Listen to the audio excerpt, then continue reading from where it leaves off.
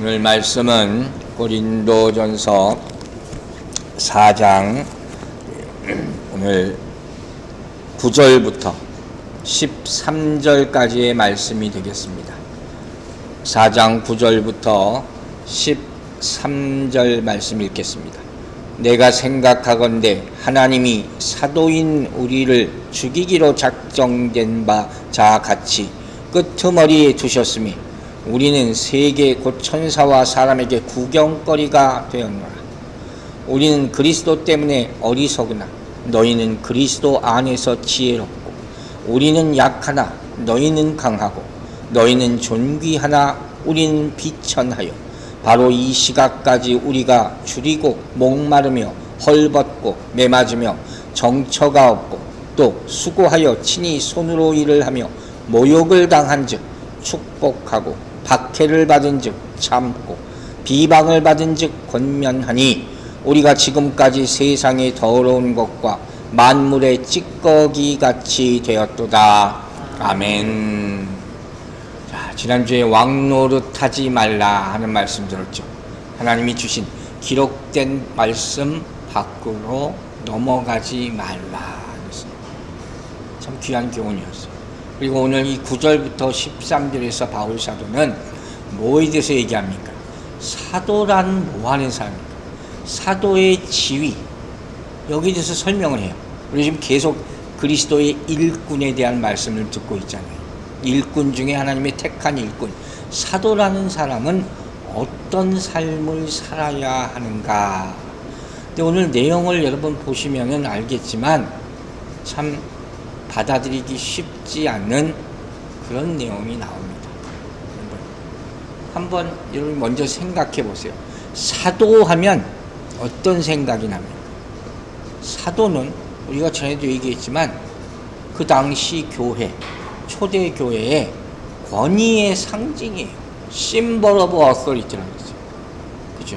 그래서 그 당시 사도 바울이다, 베드로다, 이런 사람이 초대교회 어디 교회 어디에 나타났다 그러면 뭐 지금으로 말하면 어마어마한 유명한 목사님들 뭐 부흥회 그거 저리가 할 정도였다.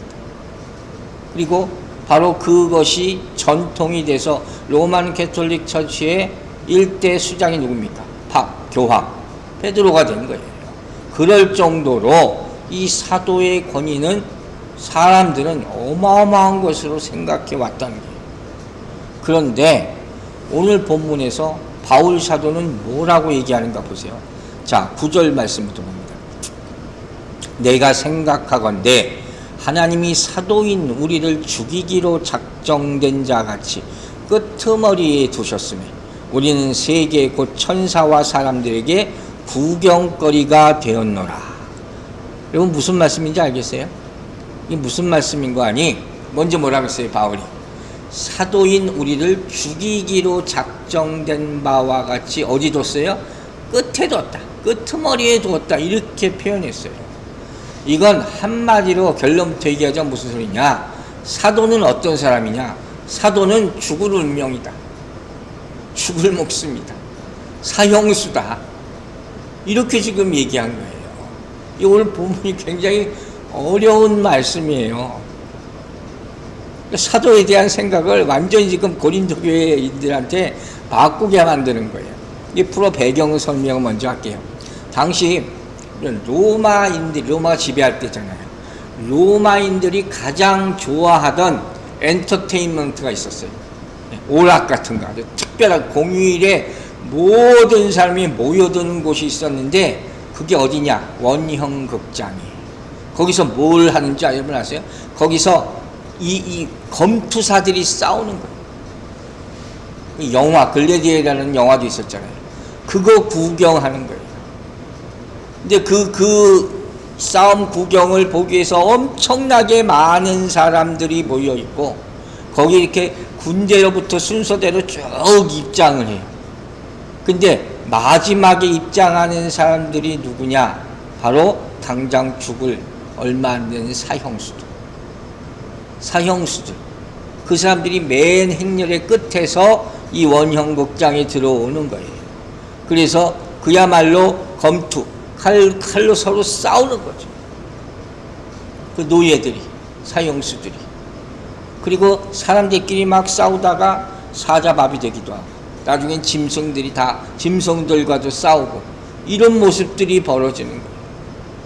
근데 바울이 사도들의 모습이 마치 이 경기에 나와서 죽기를 위해서 끌려 나온 사람들의 모습과 똑같다, 이렇게 지금 비유를 하는 것이죠. 그러니까 이걸 더 확실하게 얘기하자면 바울의 표현, 바울이 사도들을 뭐라고 표현했느냐, 이 사람들은 순교자다. 순교자가 뭐예요? 죽기로 작정된 자. 이게 사도라는 거예요. 참 이게 두려운 말씀이에요. 여기서 끄트머리에 두셨다, 끝에 뒀다 하는 거죠. 이 몇 가지 의미가 있는데, 먼저 문자적으로는 앞서 말한 대로 이 원형극장으로 들어가는 행렬의 맨 마지막에 뒤따르는 자들, 곧 죽을 포로들이 위치하는 그 자리를 말하는 거예요. 그러니까 그 의미는 뭐겠습니까? 이 비유는 하나님의 종들, 하나님의 세우신 사도들, 일꾼들, 이 사람들은 가장 낮은 곳에, 가장 보잘것없는 자리에 하나님께서 두셨다, 이 의미인 거예요. 사도는 절대로 높은 자리가 아니다 하는 것을 일깨워 주는 것이죠. 그러니까 고린도 교회인들에게는 어떤 의미예요?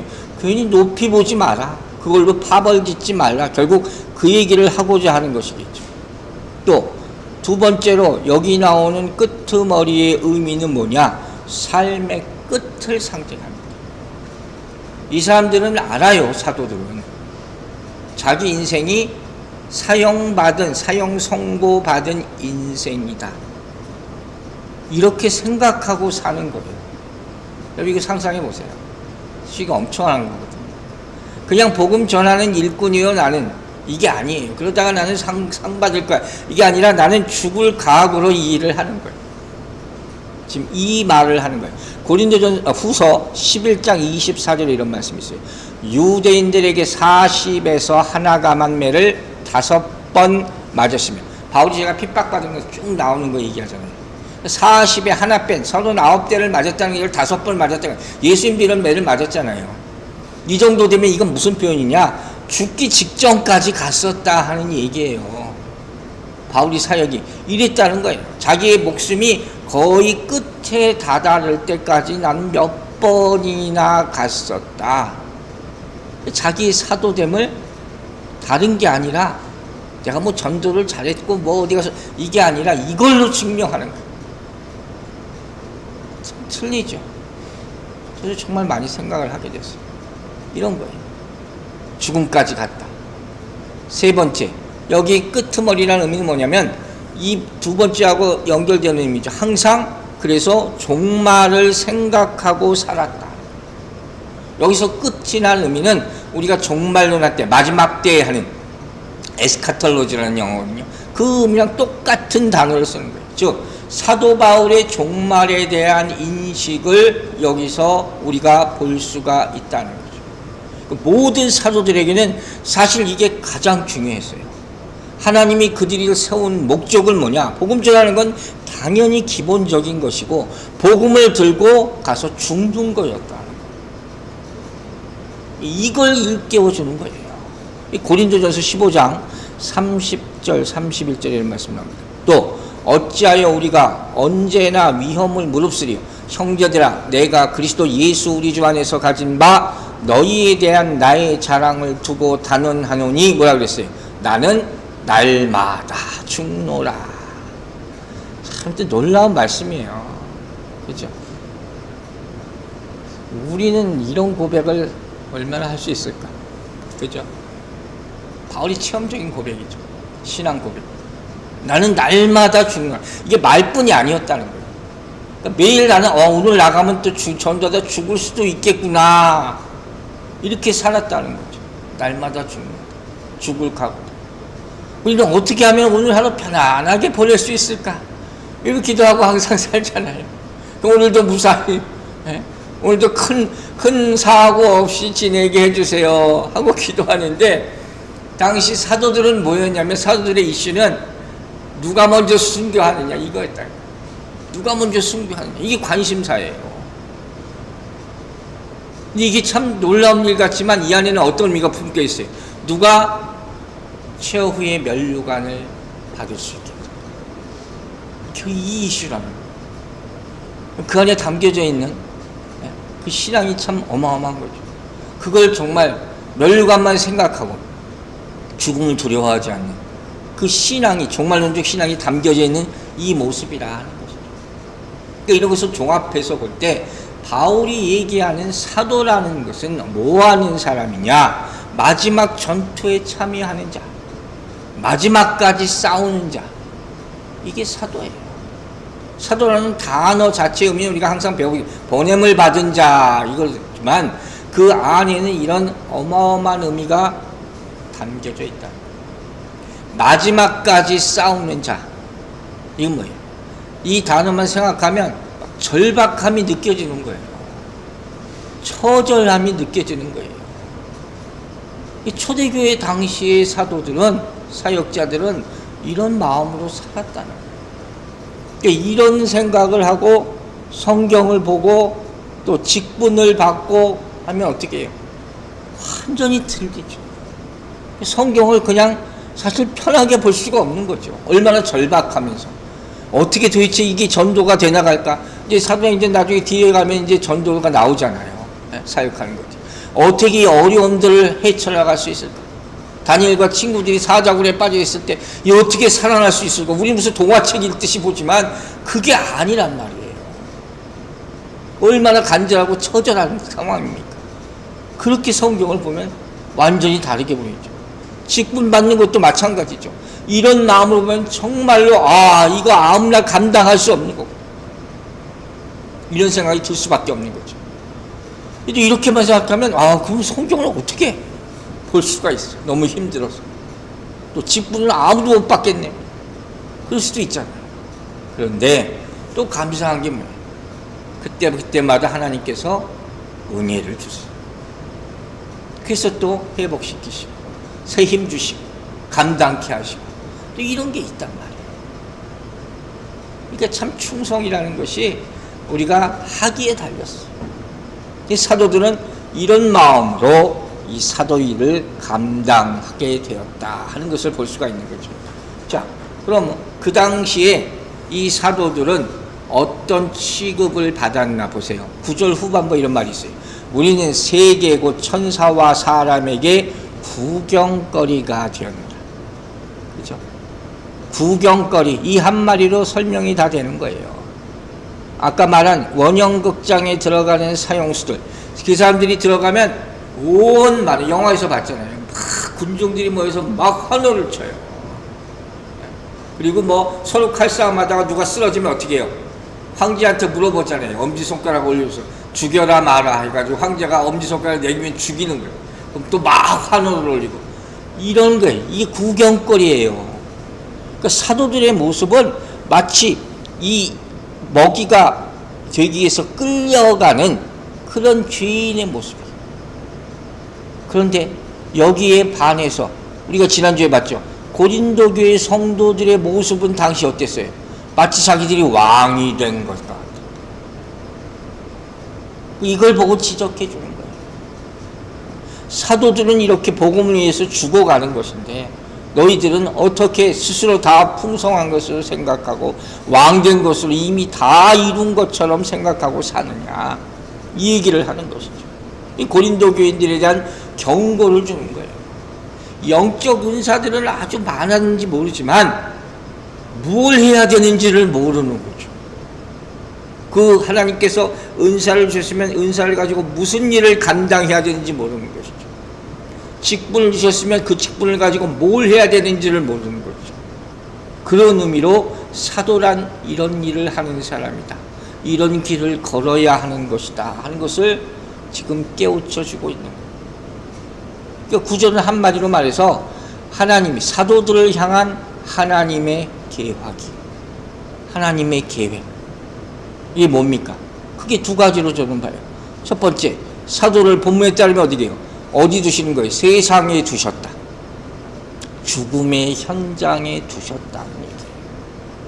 이게 하나님의 뜻이에요. 세상에 두셨다, 세상에 파견했다, 파송했다 하는 거예요. 다 순교하도록 보냈다. 땅끝까지 가라는 거예요. 죽을 각오로 가라 하는 것이죠. 이게 하나예요. 또 하나는 뭐냐? 부경꾼들로 말미암아 다 어떻게 되는 거예요? 수치를 당하게 하셨다. 이것도 참 가슴 아픈 일이지만 복음 전파를 위해서 거기에 따르는 수치를 당하게 허락하셨다. 복음을 전한다는 것은 절대로 쉬운 일이 아니에요. 복음을 전하는 사람들, 특히 그 당시 사도들은 그들이 복음 전하며 나가면서 세상에 그들의 모습이 다 드러나요. 그 드러난다는 게 하나님 앞에서도 드러나지만 사단 앞에서도 드러나잖아요. 그러니까 사단은 계속해서 방해하고 온갖 수치와 조롱과 그런 문제들을 막 만들어낸단 말이에요. 근데 그 가운데 그것을 감당하면서 나아가는 것이에요.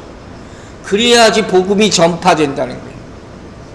그러니까 이런 말씀을 일반적으로는 생각 안 할 수가 있어요. 아이고 말씀 가지고 전하면 되지 않은데, 오늘 바울 사도가 강조하는 것은 복음을 전하는 데는 반드시 인간적인 조롱과 수치가 함께 간다는 거예요.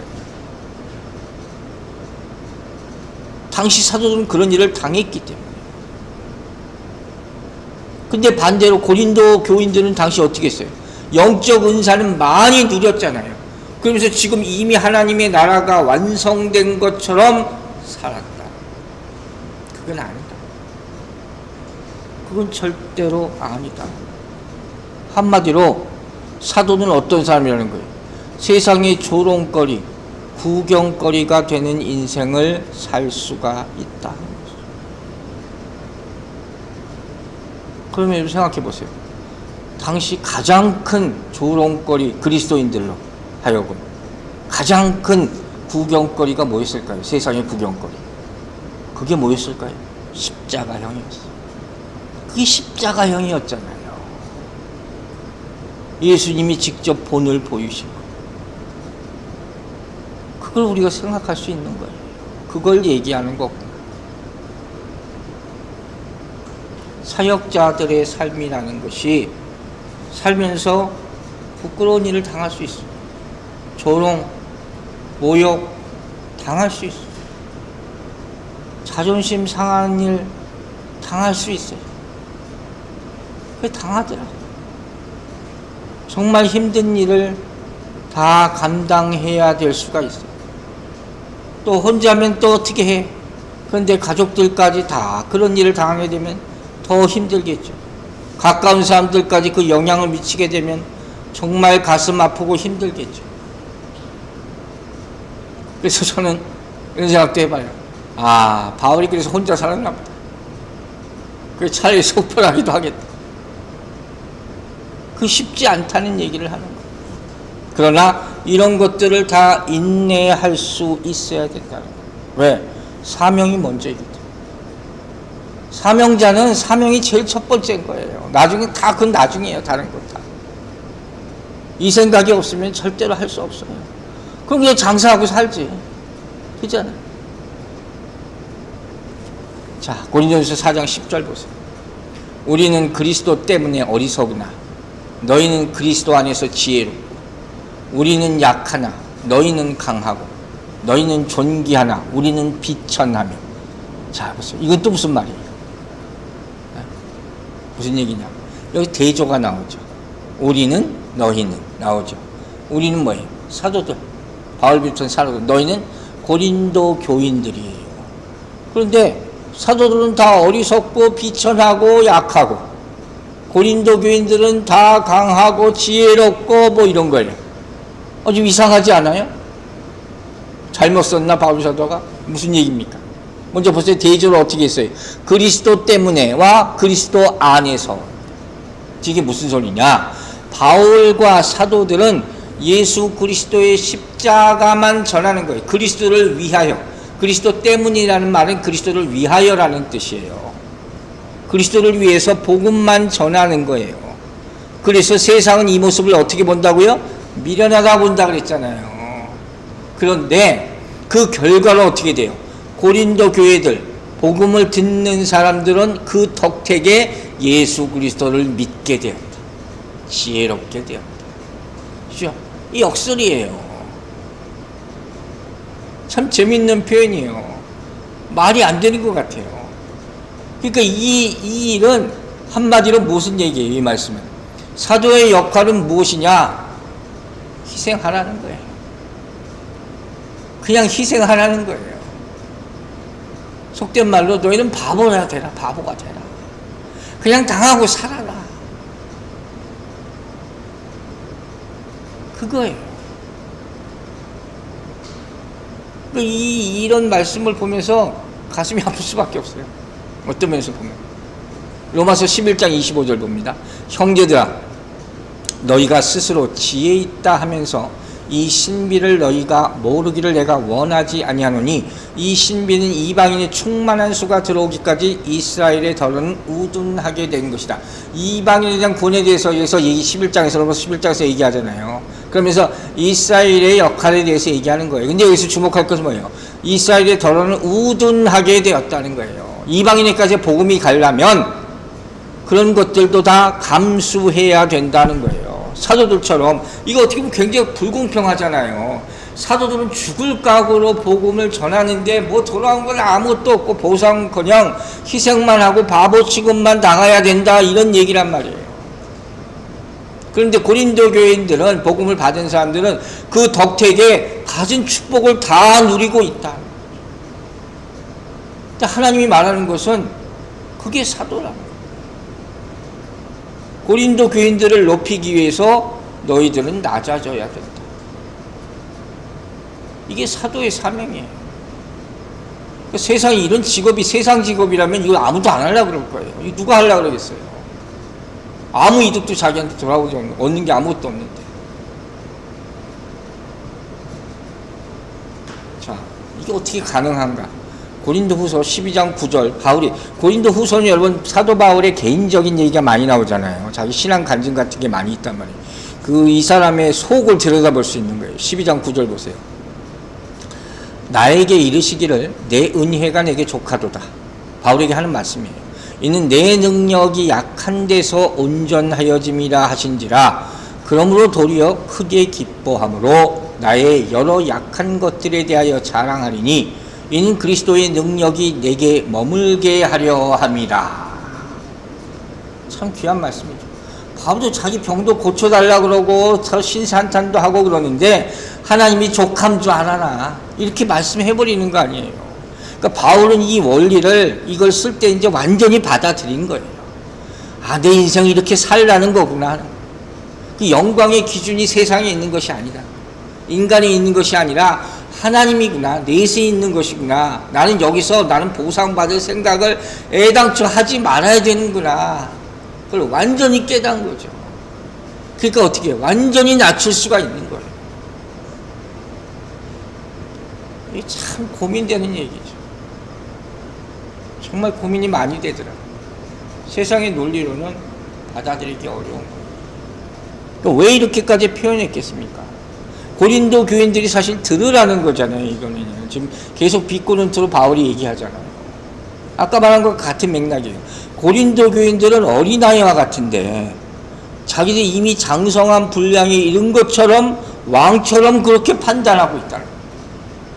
그래서 서로 막 판단하고, 사도도 없는데 왕 노릇하고, 이런 일 하기를 서슴지 않고 있다. 그게 바울이 얘기하는 거예요. 이런 일들이 지금 여러분들이 누리는 것이 누구로 말미암은 것입니까? 다 받은 것이라 그랬잖아요. 다 하나님으로부터 받은 것인데 왜 그걸 생각 못하고 벌써부터 다 잃었다고 교만해져 있느냐. 오늘 본문이 말하는 그거예요. 세상의 눈으로 보기에는 사도들이 어리석어 보이지만 사실은 뭐예요? 이 사람들이 어리석은 거예요. 고린도 교회 교인들이 어리석은 거예요. 사도들이 붙잡는 십자가를 사람들은 어떻게 해요? 저 어리석은 질 한다. 그러나 그 말은 동시에 십자가로부터 멀어져 있다는 거죠.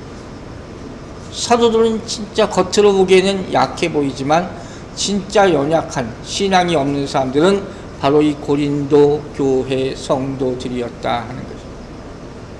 이걸 깨달으라 하는 것이죠. 바울이 위대한 고백을 하나 한 가지를 합니다. 자, 고린도후서예요. 6장 4절에서 10절까지 긴 말씀이죠. 제가 읽겠습니다. 오직 모든 일에 하나님의 일꾼으로 자천하니, 자, 하나님의 일꾼의 모습이 나온 거예요. 많이 견디는 것과 환난과 궁핍과 고난과 매맞음과 갇힘과 난동과 수고로움과 자지 못함과 먹지 못함 가운데서도, 이것이 일꾼이 감당해야 될 그런 고난의 모습을 쭉 나열했단 말이에요. 그 다음부터 보세요. 이런 상황인데 깨끗함과 지식과 오래 참음과 자비함과 성령의 감화와 거짓이 없는 사랑과, 이걸 지금 유지하고 있다는 거예요. 또 진리의 말씀과 하나님의 능력으로 의의 무기를 좌우에 가지고 영광과 욕됨으로 그러했으며 악한 이름과 아름다운 이름으로 그러했느니라. 그 다음부터 잘 보세요.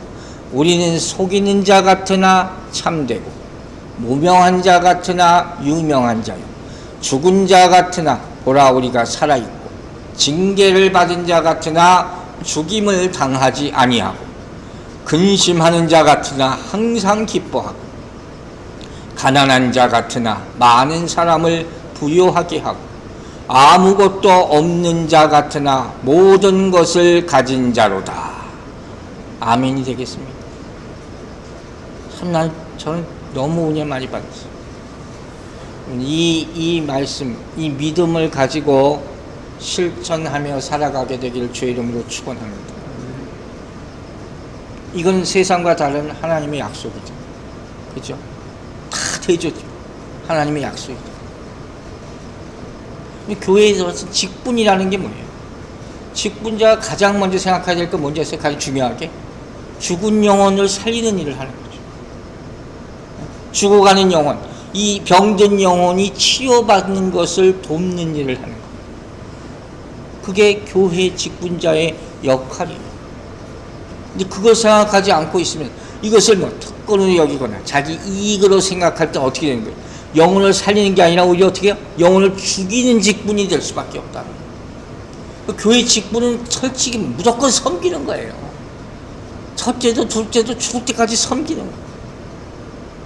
어떤 분이 옛날에 그런 얘기 했어요. 교회 직분은 공무원 같은 게 아니다. 무슨 의미인지 알겠어요? 공무원은 딱 출퇴근 칼같이 하고 철밥통이라고 공무원이죠. 그게 아니라는 거예요. 시키지 않은 일도 하는 거예요. 가장 먼저 나 가장 늦게 들어 교회를 위해서 섬기는 거, 살피는 거, 영혼을 살피는 거, 그런 일들을 다 감당하게 되기를 주의 이름으로 축원합니다. 자, 고린도전서 4장 이제 11절 12절 보겠습니다.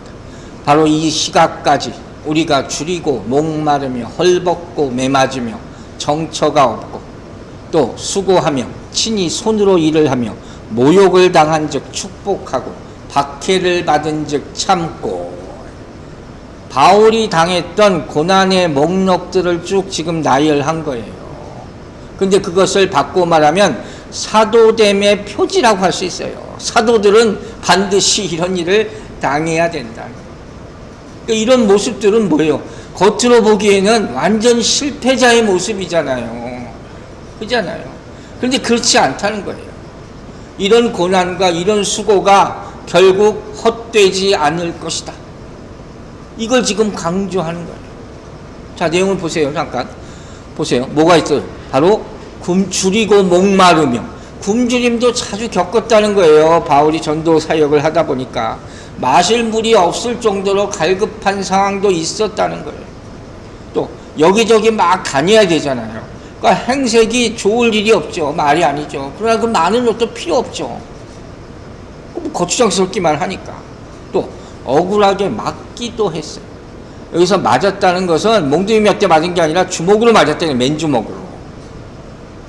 예수님도 이런 모욕을 당하셨어요. 마태복음 26장 제가 특별히 한번 인용했어요. 이 67절. 이에 예수의 얼굴에 침 뱉으며 주먹으로 치고 어떤 사람은 손바닥으로 때리며, 얼마나 수치롭습니까?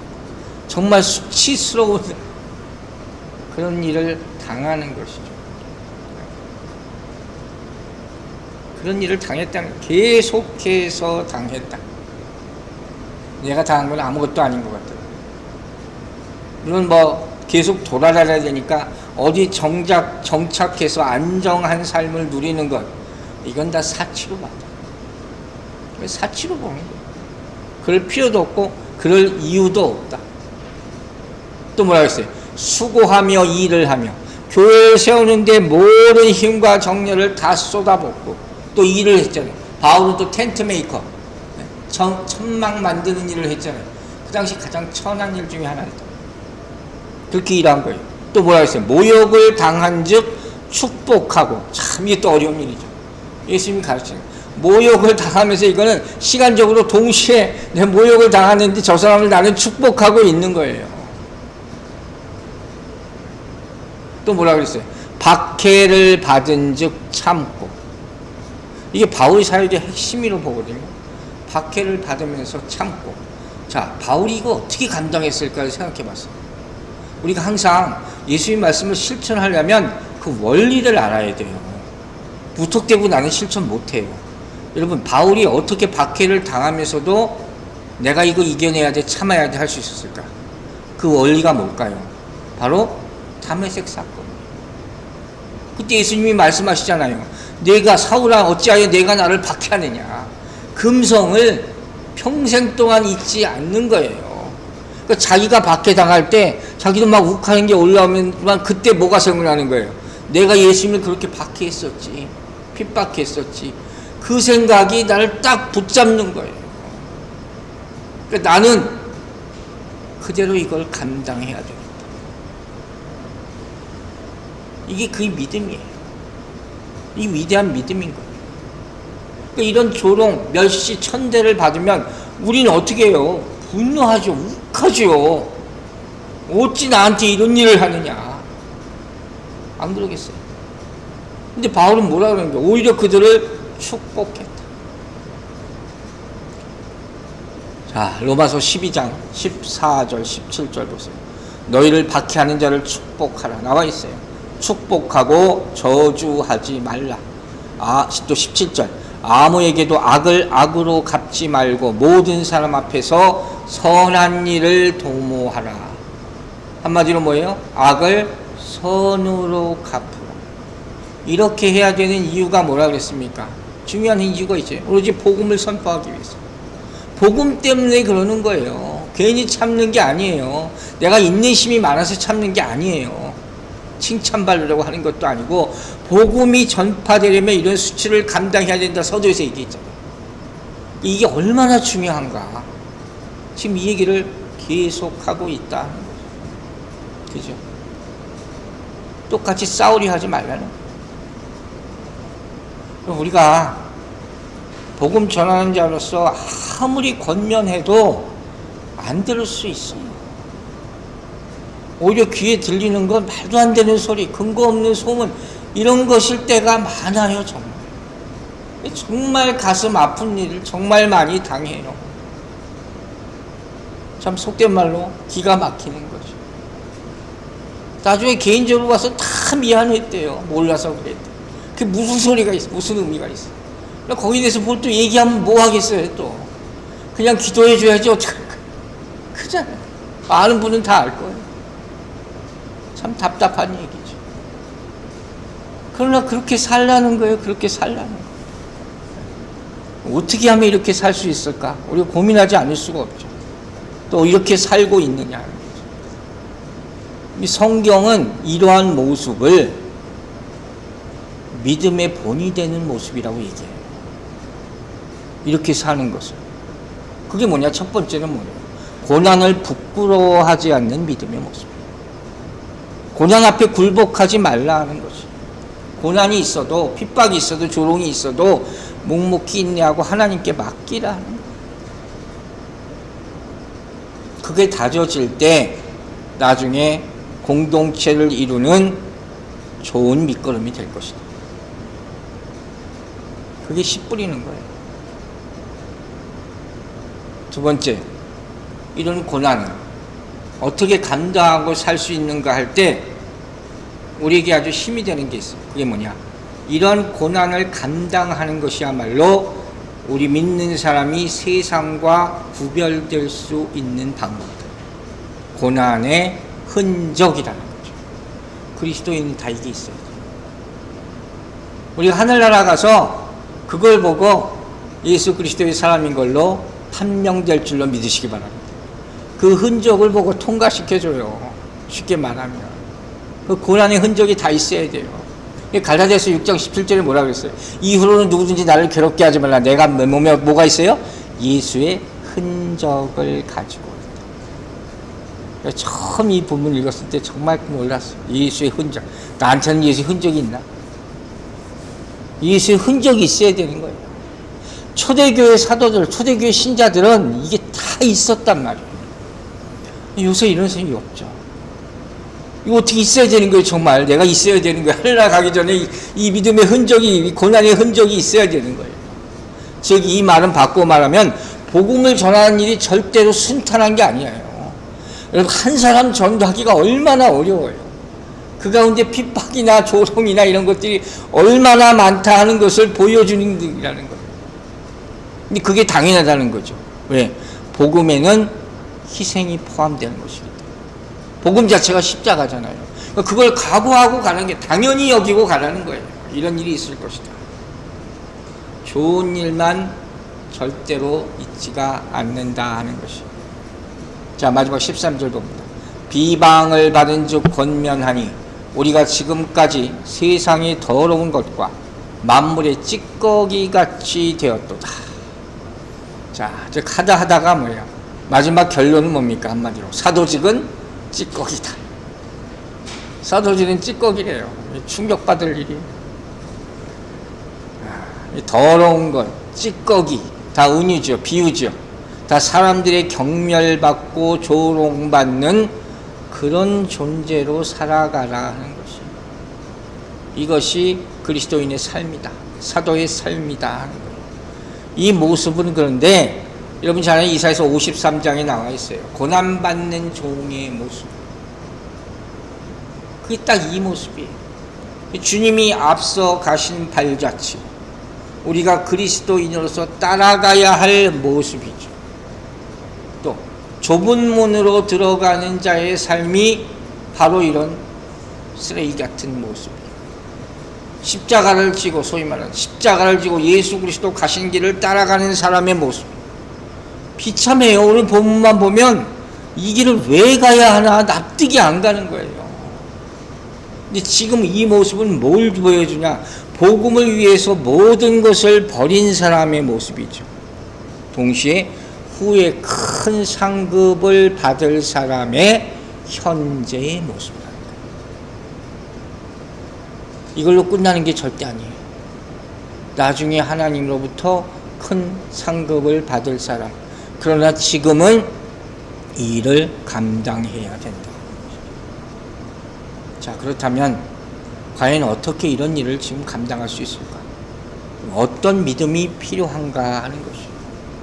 한 가지는 확실한 것 같아요. 우리가 받은 것을 생각한다. 바울의 경험처럼. 우리는 예수 그리스도를 믿고 새 생명을 얻게 되었습니다. 믿으십니까? 이 생명은 어떻게 얻어진 거예요? 그냥 우리는 받았지만 예수 그리스도의 십자가의 희생으로 말미암아 얻어진 것이 내 생명이에요. 내 구원받은 생명은 그 가치가 있어요. 밸류가 있는 거예요. 이걸 우리는 분명히 알아야 돼요. 그러니까 우리가 받은 모든 것은 예수 그리스도의 십자가의 희생으로 말미암은 것이기 때문에 우리의 살아가는 모습에도 반드시 이러한 모습이 나타나야 된다는 거예요. 이것으로 이겨낼 수 있다는 거예요. 즉 복음의 능력은 세상의 힘이라고 얘기하지 않아요. 성경은 뭡니까? 복음의 능력은 어디서 가장 나타난다 그랬어요? 십자가 위에서 나타나. 십자가 위에서 나타나는 게 복음의 능력이에요. 그 의미를 깨닫지 못하는 사람은 절대로 복음을 받아들일 수도 없고 그 능력을 사용할 수도 없다 하는 거죠. 이걸 이해해야 되는 거예요. 마지막으로 이런 생각을 좀 해봅니다. 사역자로서, 그리스도인으로서 고난당하는 것, 조롱당하는 것, 핍박받는 것, 잘 못 사는 것, 형편이 어려운 것. 여러분, 이거 부끄럽게 생각하면 안 돼요. 이건 부끄러운 게 아니에요. 온갖 일을 당할 수 있다고 성경은 얘기하고 있어요. 그걸 안 하려면 이 일을 하지 말아야죠. 그렇죠? 특히 영적인 리더들, 교회의 영적인 리더들은 온갖 일을 다 경험할 수 있어요. 그럴 때 딱 떠오르는 성경의 인물이 하나 있어요. 저는 누가 떠올랐냐면 요나가 딱 떠올랐어요. 요나. 알죠? 니느웨로 가라고 하는데 가기 싫은데 억지로 가야 되는 거야. 핑계는 막 대고 하나님 앞에지만. 그런 상황이 있다니까요. 하나님, 내가 일을 꼭 해야 됩니까? 이렇게까지 꼭 해야 됩니까? 이렇게까지 살아야 됩니까? 그럴 필요도 없는데 그렇게 안 사는 사람도 많은데 꼭 내가 이렇게 해야 됩니까? 여러분, 하나님이 일을 하자면 이런 일이 너무도 많아요. 또 뭘 좀 열심히 하려고 그랬어. 결단을 하는데 일이 너무 커져 버렸어. 그러니까 자기가 계속 해야 되는데 부담이 너무 생겨. 괜히 내가 일을 시작했나 봐. 이런 경우도 너무 많아요. 이러면 힘들어지는 거예요. 어떻게 해야지 일을 끝까지 감당할 수 있습니까? 단 하나예요. 주님이 고난을 받으셨다면, 내가 그분의 제자라면 나중에 받을 영광을 생각하면서 지금의 고난을 감당해야 된다.